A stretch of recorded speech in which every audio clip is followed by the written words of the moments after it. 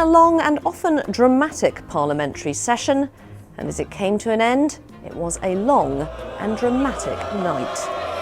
As the ceremony for prorogation got underway, a group of MPs staged a protest around the Speaker's chair, holding up signs saying "silenced."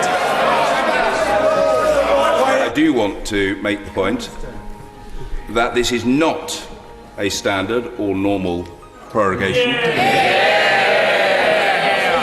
It is. I don't require any assistance from you, Mr. Stevenson. You wouldn't have the foggiest idea where to start in seeking to counsel me on this important. I require no response from you. I require no response from you. And then there were cries of shame directed at Conservative MPs as they left the chamber.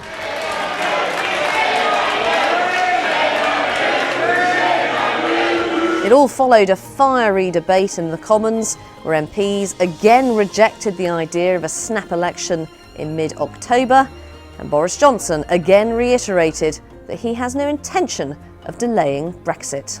This government will not delay Brexit any further. We will not allow the emphatic verdict of the referendum to be slowly suffocated by further calculated drift and paralysis. And while the opposition run from their duty to answer to those who put us here, they cannot hide forever.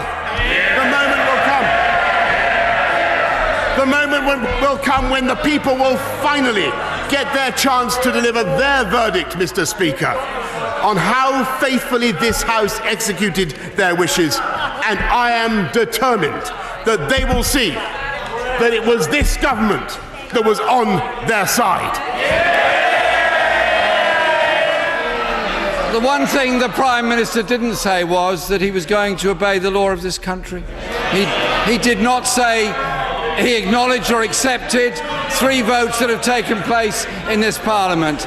And under his request, the House is now due, apparently, this evening to be prorogued for one of the longest prorogations in history, simply in order to avoid any questioning of what he is doing or not doing, simply to avoid discussion about Yellowhammer, particularly to avoid any discussion about the proposals he has or hasn't or do or don't exist that have been put to the European Union. Mr. Speaker, this government is a disgrace, and the way the Prime Minister operates is a disgrace.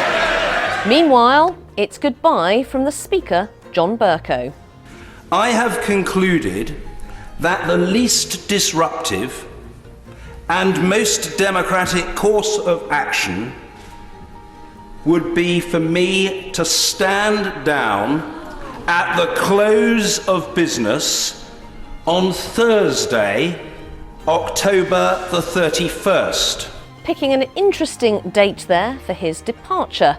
The Marmite Speaker drew applause from one side of the House, the opposition benches, less so from the other.